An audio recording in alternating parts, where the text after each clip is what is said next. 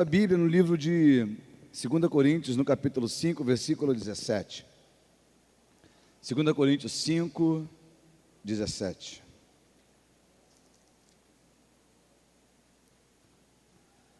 A palavra do Senhor diz assim: e assim, se alguém está em Cristo, é nova criatura.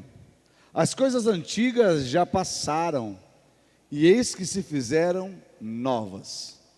Se alguém está em Cristo, é nova criatura. As coisas antigas já passaram, e eis que se fizeram novas. Amado Deus, eu te agradeço pelo privilégio de poder ler e compartilhar essa palavra junto com a sua igreja. E eu te peço que o Senhor complete no coração de cada um, ministre o coração de cada um, que a tua graça se revele, que o teu amor envolva a tua igreja e que vidas sejam alcançadas por esta palavra nesta noite. Eu te agradeço porque o Senhor fez maravilhas no culto das 5, e eu sei que agora não será diferente. Por isso, Pai, te peço, fala poderosamente conosco, em nome de Jesus, amém e amém. E se alguém está em Cristo, é nova criatura. No culto anterior, a gente estava refletindo sobre o estar em Cristo. No Jump, a gente tem uma conversa muito gostosa acerca do céu. E eu faço uma pergunta, na realidade, a gente tem uma liberdade para pensar, não é uma afirmação, mas é um modo da gente poder fazer pensar. Eu pergunto, qual o tamanho de Jesus? Qual a grandeza de Jesus? Quem já fez o Jump lembra disso, né? E a gente continua perguntando o seguinte: Jesus, ele é maior do que o céu ou ele é menor do que o céu? Será que Jesus cabe dentro do céu ou o céu cabe dentro de Jesus? A grandeza de Deus, ela é imensurável. A gente não consegue dizer o tamanho dele, mas sabe que tudo que foi feito por ele. E sem ele, nada do que se foi feito, se faria. Então a gente entende que o céu, ele está contido dentro do nosso Deus, em Deus. Algumas pessoas querem o céu, com medo de ir para o inferno. Ou querem o céu porque é bonito. Mas por que você quer o céu? Só quem fez o Jump. Por que você quer ir para o céu?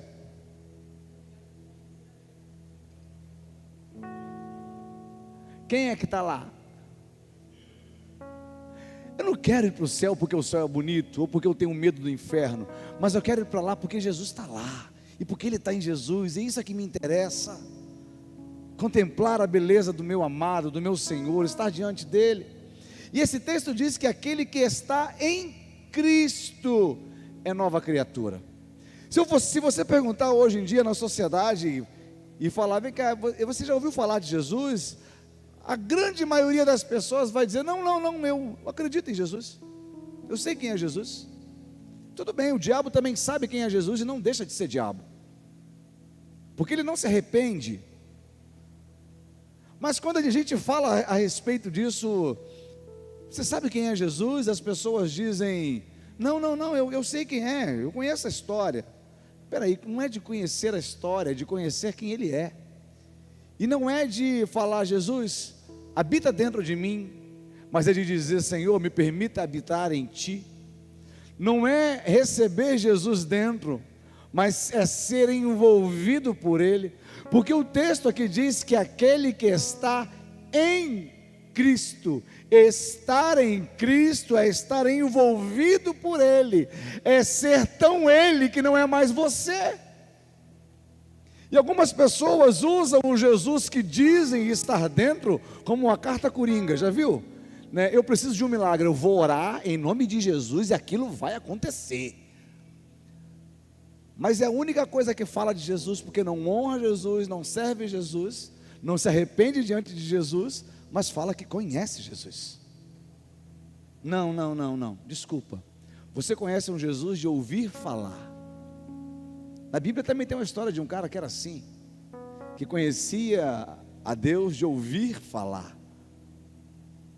Mas o texto diz que aquele que está em Cristo. Quando a gente está em Cristo, a gente percebe que algumas coisas mudam na nossa vida. Porque quando você é pequeno e você sente medo, para onde você corre? Eu corro para o meu pai, eu corro para a minha mãe, porque a gente sabe que é alguém muito maior do que nós e vai nos proteger.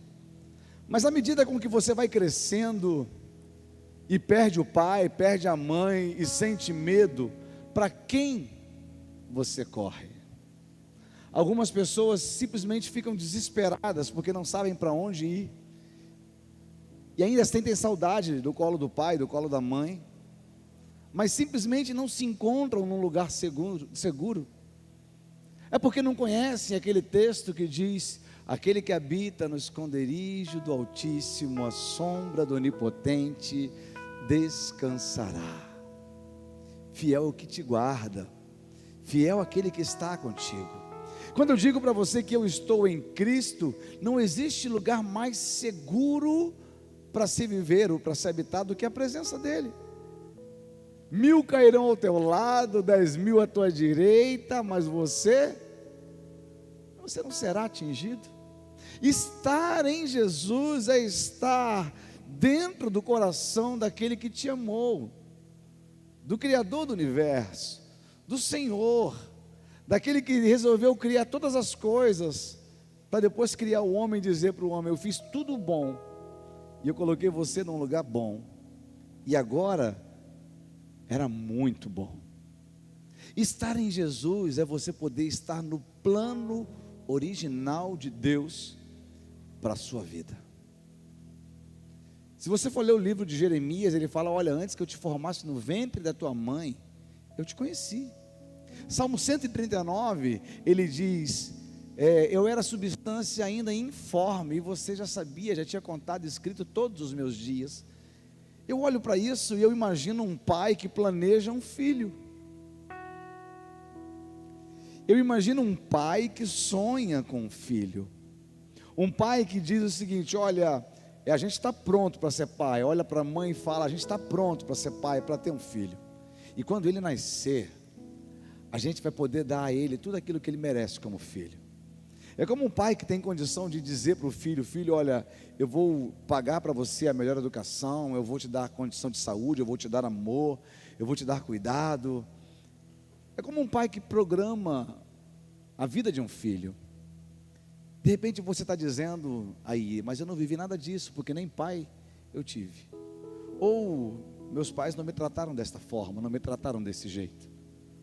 Mas eu digo para você que estar em Jesus é estar diante do plano daquilo que Ele traçou para mim e para você. O que o mundo diz para você? Qual é a ideia, qual é a mensagem que este mundo diz para você? Olha, não confie em pessoas, o mundo é terrível, né? Neste lugar você vai chorar muito. Se apanhou na rua, você vai apanhar em casa também. O mundo começa a dizer tantas mensagens para você, para dizer para você: ei, seja forte, homem não chora. A gente toma tanta paulada desde criança para a gente crescer e tentar viver uma vida onde a gente vai lutar por aquilo que a gente quer. Mas às vezes alguém vem com uma palavra tão dura e desmorona tudo aquilo que a gente queria construir. E a gente às vezes acredita numa história de fracasso que alguém contou para a gente a nosso respeito. Mas aí você abre a Bíblia em Jeremias 29, é onde eu li, e o texto diz: ei, eu que sei que pensamentos eu tenho a teu respeito. Não é o que o mundo fala, mas é aquilo que eu estou falando. Não é o que o mundo está fazendo, mas é aquilo que eu estou fazendo. Estar em Cristo é estar dentro daquilo que Ele planejou para você, daquilo que Ele sonhou para você. Tem uma frase que a gente aprende só depois de velho, porque quando a gente é novo a gente não aprende. Aprenda a escutar conselho de mãe, porque quando mãe fala, acontece. Alguém já viveu isso? Quando a gente é novo, a gente é bobo. A mãe fala e a gente, qual é, mãe? Está de bobeira. Deixa que eu me viro, eu dou meus pulos, né? Mas aí a gente quebra a cara. E lá na velhice a gente fala, se eu tivesse escutado a minha mãe, nada do que eu vivi, eu teria vivido. Mas aí você já envelheceu e já passou o tempo de você obedecer naquela época. E hoje você paga o preço porque não obedeceu. Eu digo isso por quê? Porque Cristo deixou um ensinamento fantástico na Bíblia a respeito do verdadeiro sucesso para você. Ele sonhou contigo, ele planejou uma vida de filho para você. Ele planejou uma vida de filha para você. Mas o texto diz que para você poder experimentar isso, você não pode andar pelos corredores à volta, você não pode observar de longe, você não pode viver um cristianismo de somente se sentar na mesa e pensar que alguém vai molhar um pão num pouco de suco e botar na tua boca, porque Judas experimentou isso. Apesar de Judas ter comido da mão de Jesus, o seu coração não provava do amor. Ei, não adianta você falar que conhece a Jesus se você não está nele. Eu vim te dar essa notícia essa noite e algumas pessoas ficam até com raiva quando eu falo isso. Não é que ficar com raiva, é o que está escrito. Se alguém está em Cristo, é nova criatura. Não bota o relógio para mim não, que eu tenho aqui, bota só o versículo que eu estou lendo, que eu me sinto pressionado a parar. Eles botaram um relógio grandão ali para mim. Eu tenho relógio aqui. Porque se alguém está em Cristo, é nova criatura. Como que eu sei se você está em Cristo? Se aquilo que você fazia, já não faz mais. Se os sentimentos de ódio que eram gerados no seu coração foram trocados por sentimentos de misericórdia. Se a mente que maquinava o mal hoje não para de pensar no bem. Ser nova criatura é nascer de novo. Bota na outra versão, lembra daquela versão que você botou no outro culto? É nascer de novo. Olha que versão gostosa. Logo, logo, aquele que está em Cristo se tornou nova criação. A velha vida acabou e uma nova vida teve início. Ei, aquilo que você viveu, que estava na pele, estava carrancudo, estava cascudo, que fazia por vício, quando você vem para Cristo, você já não faz mais. Tem uma pessoa que a gente gosta muito, que se converteu, e a gente encontrou ela essa semana, e ela falou para a gente o seguinte: gente, eu preciso sentar muito com vocês, eu preciso conversar muito com vocês, porque está muito diferente, eu não sei o que é, mas está muito diferente. Eu falei, mas o que está diferente? Eu não sei, eu não sinto mais as vontades que eu sentia até o dia que eu levantei a minha mão, porque depois que eu levantei a minha mão, sabe, aquilo mudou, e tem algo sendo transformado dentro de mim, eu não sei o que é isso. Ela nunca tinha aceitado a Cristo como o Senhor da sua vida. Mas quando você diz aceitar a Cristo, é aceitar o propósito, é aceitar a história que Ele escreveu para você, é aceitar que sem Ele você não vai chegar a lugar nenhum. A gente é muito bom para falar aqui, não, eu creio em Cristo, mas a nossa fé não gera arrependimento nenhum.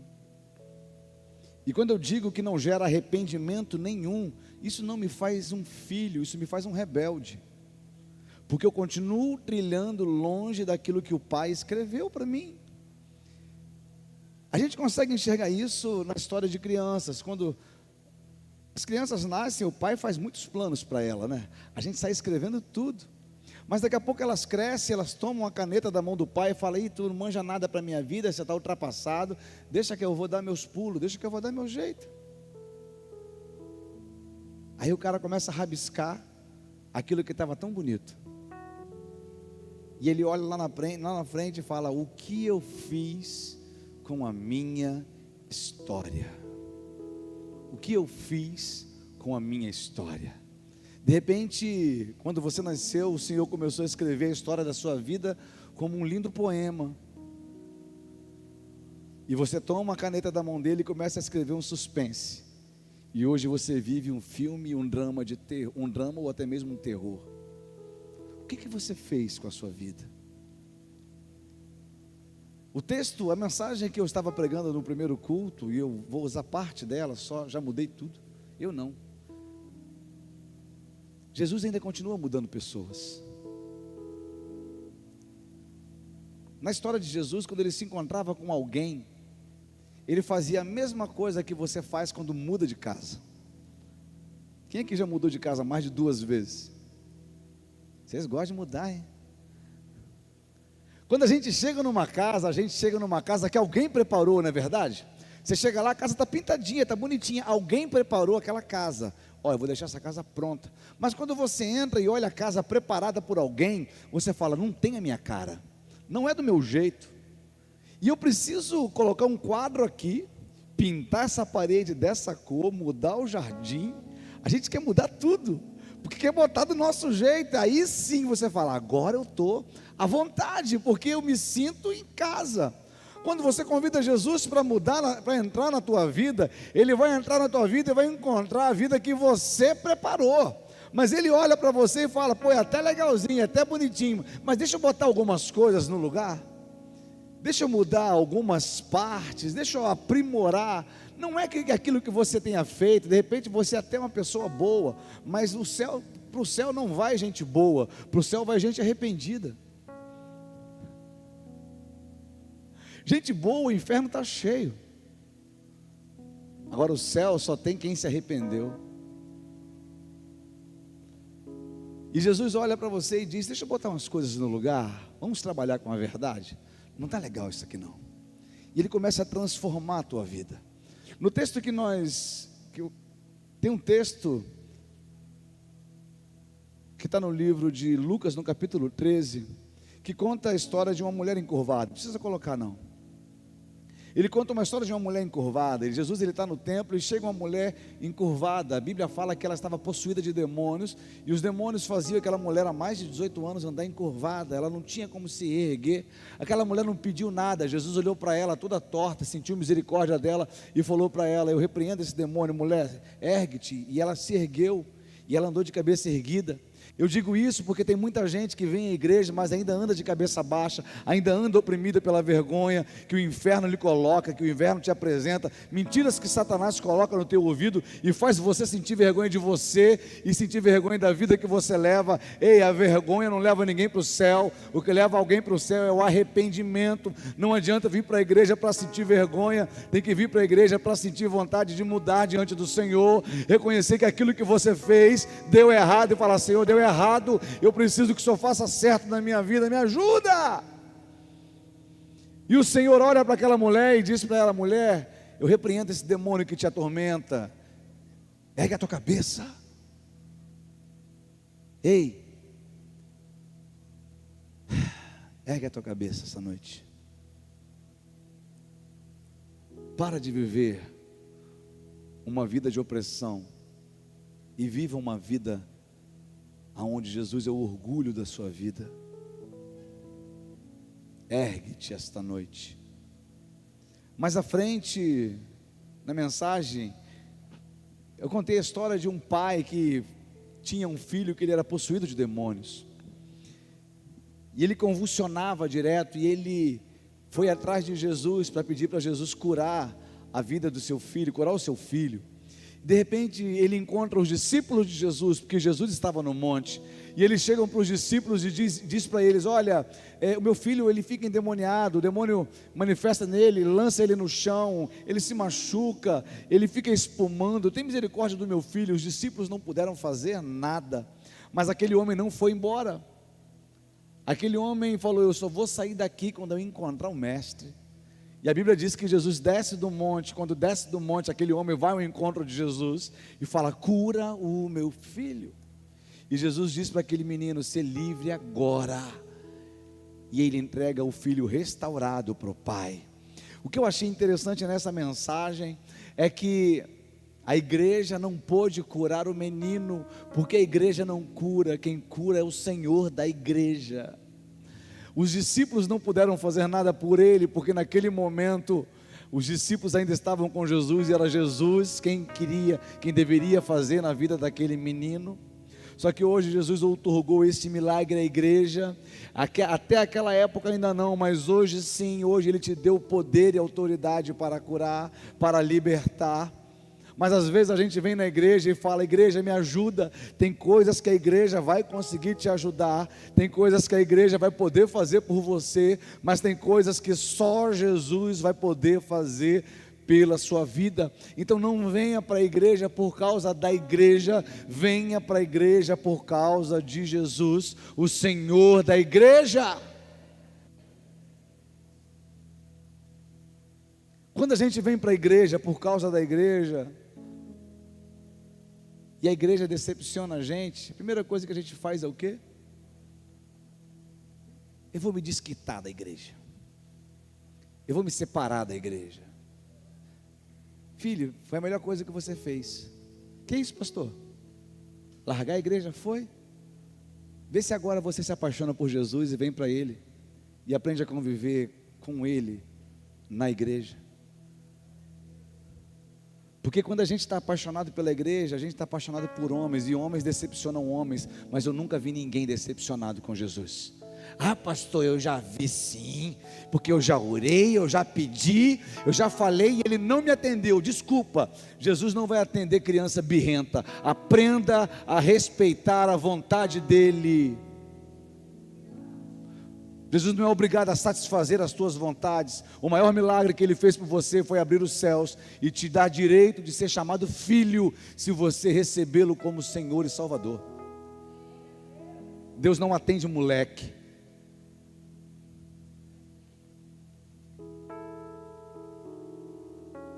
É hora da gente se comportar como gente grande e entender que o que está em jogo não é uma pizza depois do culto. Se bem que se quiser pagar uma pizza, estou disponível. Não, estou não, porque eu falei no primeiro culto que a gente escolhe roupa, a roupa para vir para a igreja, né? A gente sempre faz isso, sempre tem aquela roupa que você escolhe para vir para a igreja, né? Antigamente eu escolhia a Florida, hoje eu escolho a que cabe, por causa da pizza que vocês me chamam depois do culto. Tá, isso vai mudar, duas, né? Agora tu é pastor, alemão sabe, vai ficar igualzinho, tá pro teu olho, hein? Tá. Mas você quando procura a igreja por causa de homens, você vai se decepcionar, gente. Tem gente aqui que você vai conversar: cara, por que você saiu da igreja? Ah, pastor, porque falaram mal de mim.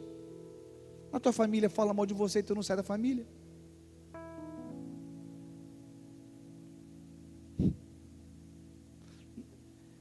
É a gente querer dar desculpa para não querer se arrepender. A gente é muito bom de argumentos e péssimo de arrependimento. Muito bom para querer falar o motivo que não, pastor, eu parei de caminhar, porque sabe, aquele negócio, aquela panelinha que o povo ficava ali, sabe, aquele negócio que só o pastor pregava no altar. Filho, altar não é lugar de pregar, o altar é lugar de ensinar, lugar de pregar é o mundo lá fora. Se você não quer pregar lá fora, quer pregar aqui no altar, você não quer pregar, você quer aparecer. Porque a tua missão é lá fora, ide por todo mundo, pregar o evangelho a toda criatura. Ah, pastor, você está pegando pesado? Não, eu estou sendo mais leve que Satanás. Satanás, ele quer ceifar a tua vida. Eu quero corrigir a tua vida em nome de Jesus, para você poder entrar na glória.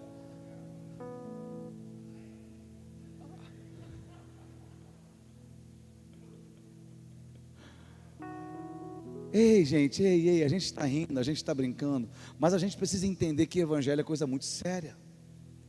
Eu preciso estar em Cristo. E eu sei que eu estou em Cristo quando eu sou nova criatura. A pessoa se converte, passa 10 anos para a igreja, mas continua estúpida, carrancuda do mesmo jeito. E você vai falar com ela: mas vem cá, tu não é crente? Eu falei: não, eu sou crente, mas eu sou assim desse jeito. Tu é assim desse jeito, com a natureza corrompida pelo pecado. Porque quem está em Cristo é nova criatura. A mala velha já passou. Agora tudo se fez novo. Ah, pastor, você acha que eu tenho que fazer o quê? Dar o outro lado da cara para bater? Não, quem te justifica é Deus, filho. Quem te justifica é Deus. Aí a gente vê hoje os crentes do Facebook. Tem muito cara que é muito bom de botar frase pronta no Facebook. copia a frase dos outros para jogar em direto nos outros no Facebook, e fala que é crente. Eu vou arrumar uma treta, e bota lá, não vou nem falar para não arrumar treta aqui. Mas a gente é muito bom para querer aparecer diante dos homens, mas a gente não aparece diante de Deus dizendo: Pai, eu pequei contra os céus, pequei diante de Ti, já não sou digno de ser chamado de Seu filho. Ei, qual é o problema de estar em Cristo? Qual é o problema de vir para Ele? Eu não consigo entender. Lá na loja que a gente tinha, vira e mexe aparecia um desviado. Quando aparecia um crente, eu queria vender. Quando aparecia um desviado, nem queria vender mais, eu guardava tudo, eu falava: vamos conversar. Sabe, porque eu tenho um negócio assim interessante com quem está longe, porque eu não consigo entender. Lucas, eu não consigo entender alguém que conheceu o amor virar as costas para o amor. Eu não consigo entender. Eu não consigo entender alguém que sentiu o cheiro da presença dele, está disposto a rolar no estrume, se envolver na lama. Eu não consigo entender alguém que chorava aqui nesse altar, deitava no altar, ministrava no altar, hoje se sujeitar a um palco lá fora, se sujeitar a ser show para Satanás.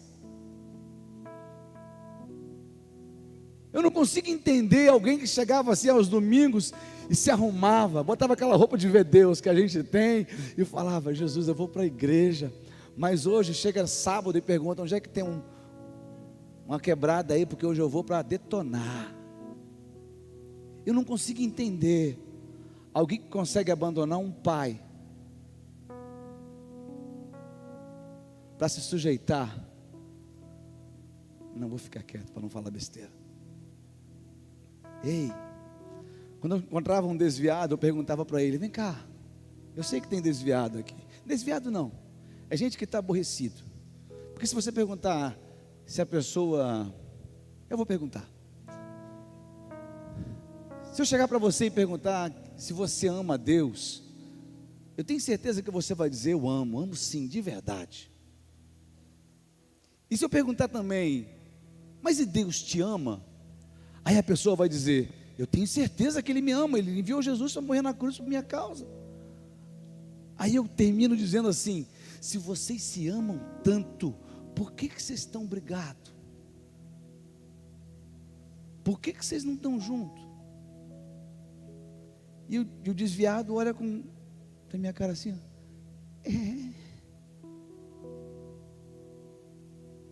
é amor ou é interesse? A gente está falando aqui sobre um evangelho de um Deus que resolveu salvar a tua vida. A gente está falando aqui de um evangelho de um Deus que olhou para você e Ele falou o seguinte: eu não quero passar a eternidade longe do meu filho. Eu não consigo imaginar o meu filho sendo lançado no inferno, num local de esquecimento, de sofrimento e dor. E para isso eu vou enviar Jesus para morrer na cruz, para pagar a dívida dele de pecado, para que ele possa olhar para mim e falar: tem misericórdia de mim, ó Deus. Sabe o que significa o favor imerecido da graça? É um Deus que olha para um pecador que está no lago de areia movediça até o pescoço e não consegue sair, mas Ele diz: segura na minha mão que eu quero te salvar. E ele fala: mas eu estou afundando. E ele fala: eu sei, mas eu não vou soltar.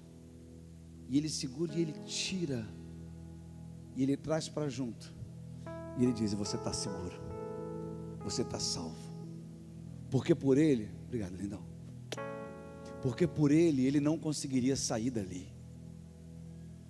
mas por causa do amor de Deus, ele te alcançou aonde você estava, perdido, esquecido, aonde nem você mais acreditava que você poderia fugir dali, mas ele te alcançou ali, porque você resolveu aceitar o favor. Quando ele te tirou dali, ele não te tirou para que ele entrasse em você, mas para que você fosse abrigado nele.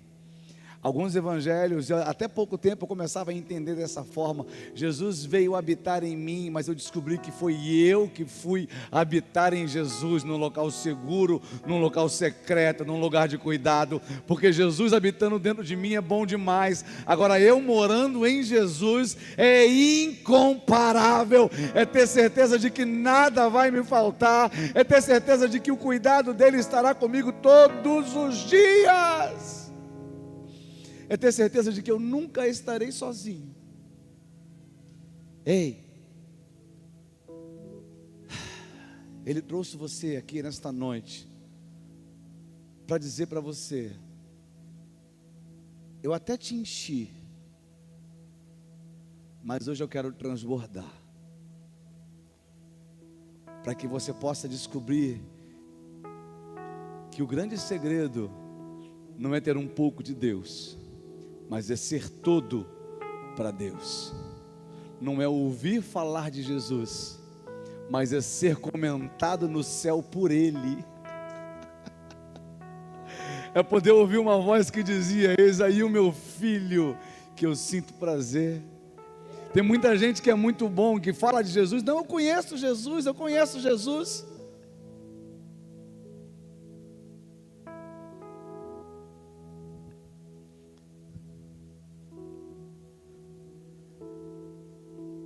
Mas o que Jesus diz a teu respeito?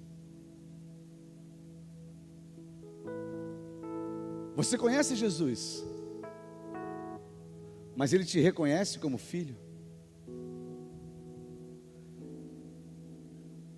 Em João diz que a todos quanto receber, Deus deu-lhes o direito de serem feitos filhos. Não há como ser filho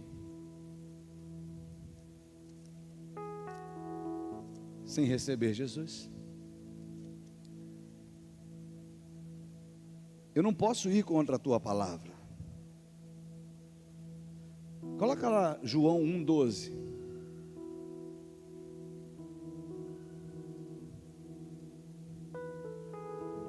Mas coloca no NVT. É aí mesmo. Olha só o que o texto diz: mas a todos que creram nele e o aceitaram. Percebe que há um complemento? Ele deu o direito de se tornarem filhos de Deus. Eu sei que você está ouvindo essa mensagem esta noite e está falando: pastor, eu sou filho. Sim, você aceitou, não aceitou? Ou não? Hoje é um favor que você não merece sendo oferecido para você. A gente fala a respeito de graça e algumas pessoas não têm ideia do que é graça. A graça é um favor que eu não mereço. Eu conto uma história tão... eu sei que é muito ruinzinha essa história, que eu não sou muito bom de história. Mas sabe o que é o amor?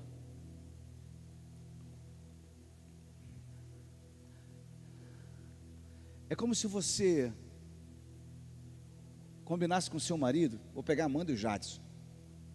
E a Amanda dissesse para o Jadson o seguinte: Jadson, todo dia de manhã, como você acorda mais cedo que eu, bota o lixo para fora, que eu vou lavar. Quando eu acordar, eu arrumo a casa, a cozinha, faço outras coisas, e o lixeiro passa muito cedo aqui, e eu preciso que você coloque o lixo para fora. E o Jadson: está fechado.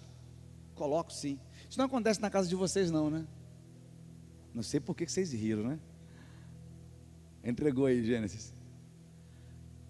E o Jadson acorda cedo e vai se arrumar, e ele olha a Amanda dormindo e fala: tadinha, tem tanta coisa para fazer, né? Aí o Jadson resolve lavar a louça, varrer a casa, se arruma correndo e sai.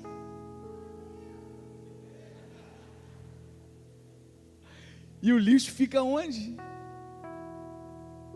Lá na área, para daqui a 2 dias o carro do lixo passar. Quando o Jadson volta para casa, a Amanda olha para ele, olha para o lixo, olha para ele: ah, o Jadson, eu não botei, né? Aí ela: E ele fala: você me perdoa? Tranquilo. Daqui a 2 dias, ele levanta cedo, lava a louça, varre a casa, e o lixo fica na área. E ele sai, e quando ele volta, olha para Amanda, olha para o lixo e fala: errei de novo. E ela: você me perdoa? Aí ela: Eu sei que isso quase não acontece em casa nenhuma, né? Eu digo a questão do perdão, porque o lixo já voou há muito tempo, né? Mas eu só sei que fez isso por 4, 5, 6, 7 vezes. E ele olha para o lixo, olha para ela e fala: cara, por que você me perdoa se eu erro todas as vezes?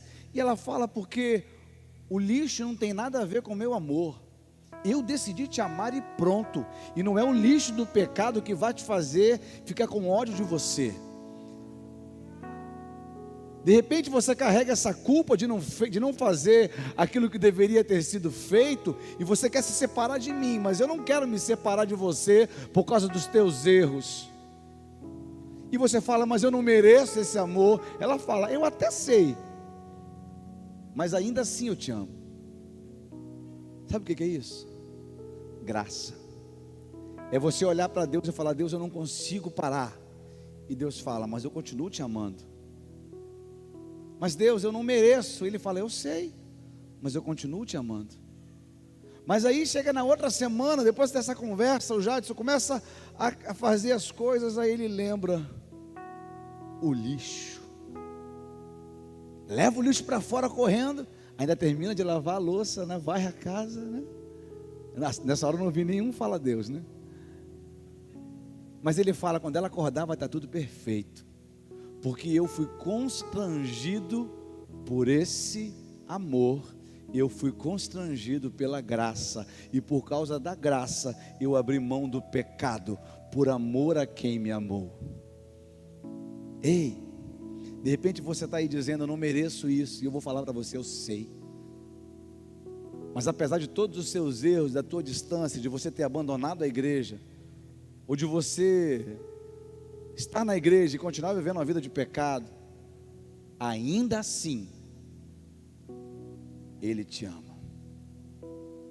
Porque aquele que está em Cristo é nova criatura. As coisas velhas já passaram. Eis que tudo se fez novo. E quem é novo ainda não sabe lidar com tudo. De repente você diz: mas eu aceitei Jesus semana passada e eu pequei essa semana. E eu vou dizer para você: você ainda não sabe lidar com tudo. Mas você não pode desistir de caminhar ao lado daquele que resolveu te salvar. Existe salvação para você essa noite, neste lugar. Existe uma oportunidade dele transformar a tua vida. Ei, Jesus ainda ergue o encurvado, ainda tira a vergonha de um pai que vivia oprimido pela doença do filho. Jesus ainda muda pessoas, e Ele está aqui nesta noite, querendo transformar a tua história, a tua vida. Fecha seus olhos, abaixa a sua cabeça. A gente vai estar adorando o Senhor com uma canção. Eu queria que você pensasse na casa que você ofereceu a Deus. Se você disse que você conhece Deus, pensa na casa que você ofereceu para Ele. E a pergunta que eu te faço: você é aquele dono de casa chato que fala para o cara que foi alugar a tua casa: não mexe em nada? Ou você é aquela pessoa que diz: Deus, o Senhor tem um gosto melhor do que o meu, pode transformar minha vida, pode mudar minha história, faz tudo novo de novo.